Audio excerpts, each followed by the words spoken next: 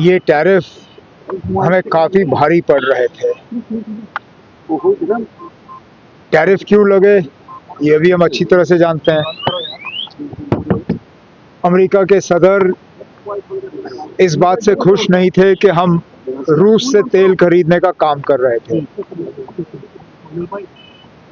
अब government of India की तरफ से फिलहाल कोई फॉर्मल स्टेटमेंट आया नहीं है, लेकिन अमेरिका के सदर ने तो ऐलान कर दिया है कि भारत सरकार ने अब रूस से तेल खरीदना जो है वो बंद कर दिया है और उस वजह से अब टैरिफ्स जो हैं हम पे लागू नहीं होंगे।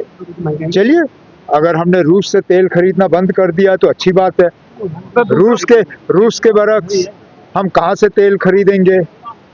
क्या उनसे तेल खरीदने का नतीजा ये होगा कि हमारी पेट्रोल और डीजल की कीमतें जो है वो बढ़ जाएंगी?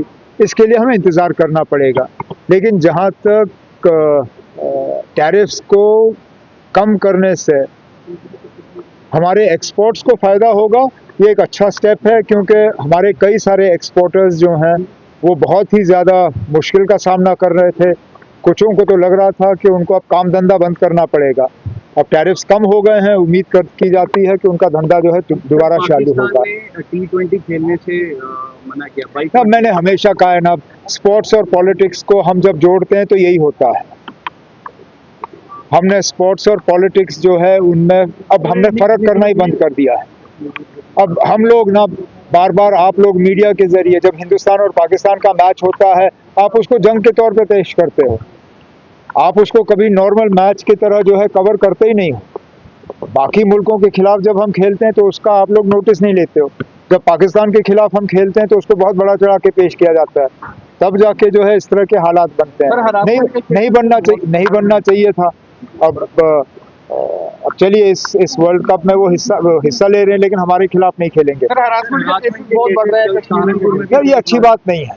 मैंने north zone chief ministers conference में भी इस हवाले से बात की थी। मैंने तमाम चीफ मिनिस्टर से उस वक्त गुजारिश की, होम मिनिस्टर ऑफ इंडिया से गुजारिश की कि ये जो सिलसिला कश्मीरियों को, चाहे वो स्टूडेंट्स हों चाहे ट्रेडर्स हों, उनको जो हरास करने का काम चल रहा है वो रुक जाना चाहिए।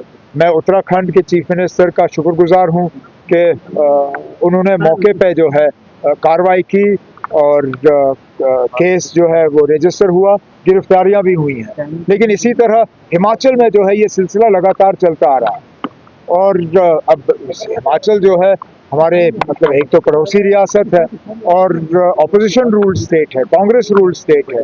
यहाँ हम ये उम्मीद नहीं करते कि हमारे लोगों को इस तरह सताया जाएगा, तंग किया जाएगा, मारा जाएगा। मैं हिमाचल के चीफ मिनिस्टर साहब से गुजारिश करता हूँ कि मेहरबानी करके इस पे वो फौरी तौर कार्रवाई करें और ये जो कश्मीरियों को विक्टिमाइज और तंग करने का सिलसिला चल रहा है इसको रोक दें। बजट के हवाले से जो भी कहना होगा हाउस के अंदर कहूँगा, गवर्नर साहब के खुतबे के हवाले से आ रहे हैं। आपको फॉर्मली पता चल गया? नहीं चला ना, तो मैं इसमें कुछ नहीं कहूँगा, क्योंकि जब तक आपको फॉर्मली पता नहीं चलता तब तक मेरा इस पर कमेंट करना गलत होगा। राहुल गांधी ने जो former chief of army staff थे जनरल नरवणे, उनके आर्टिकल को लेकर सर एक बड़ी बात। पार्लियामेंट में जो होता है वो पार्लियामेंट का है। It's the privilege of the parliament, it's the privilege of the speaker to decide. इसी तरह हम जो अपने असेंबली में करते हैं वो हम तक है।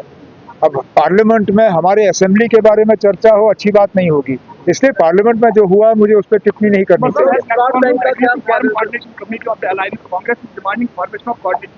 अब ये आप नेशनल कॉन्फ्रेंस के सदर से बात करिए ना, मैं जम्मू कश्मीर का चीफ मिनिस्टर हूँ, नेशनल कॉन्फ्रेंस का प्रेसिडेंट नहीं। आप नेशनल कॉन्फ्रेंस के प्रेसिडेंट फारूक अब्दुल्ला साहब से मिल लीजिए, उनसे पूछ लीजिए इस पे क्या पेशरफ्त हुआ है। ओके, थैंक यू अमर साहब। आपकी माँ मैंने कहा